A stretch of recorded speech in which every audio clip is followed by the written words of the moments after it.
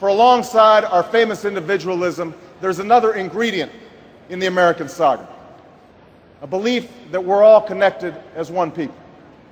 If there is a child on the south side of Chicago who can't read, that matters to me even if it's not my child. If there's a senior citizen somewhere who can't pay for their prescription drugs and having to choose between medicine and the rent, that makes my life poorer even if it's not my grandparent. If there's an Arab American family being rounded up without benefit of an attorney or due process, that threatens my civil liberties.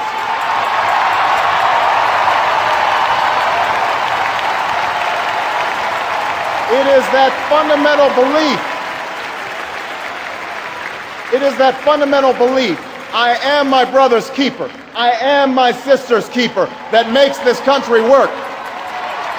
It's what allows us to pursue our individual dreams and yet still come together as one American family. E pluribus unum, out of many, one.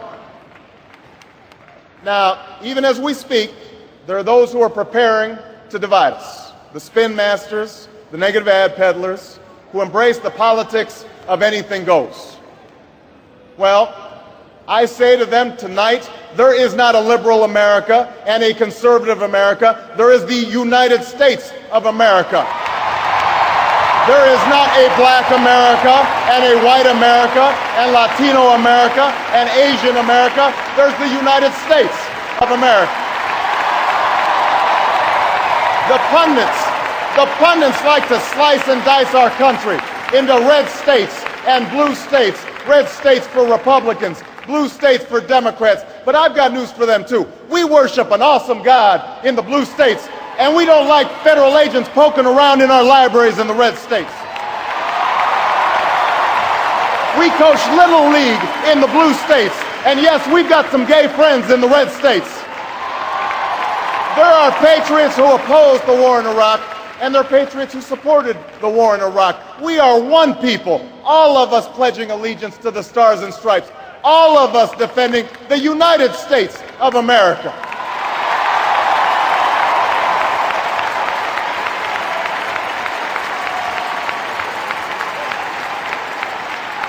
In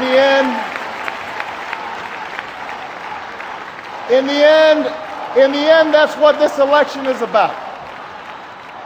Do we participate in a politics of cynicism, or do we participate in a politics of hope? I'm not talking about blind optimism here, the almost willful ignorance that thinks unemployment will go away if we just don't think about it, or healthcare crisis will solve itself if we just ignore it. That's not what I'm talking about. I'm talking about something more substantial.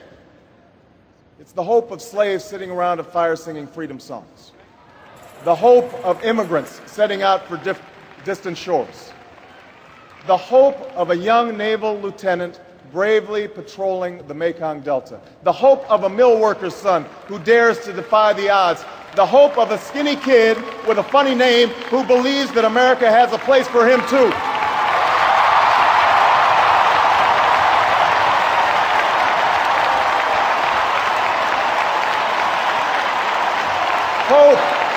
Hope in the face of difficulty, hope in the face of uncertainty, the audacity of hope.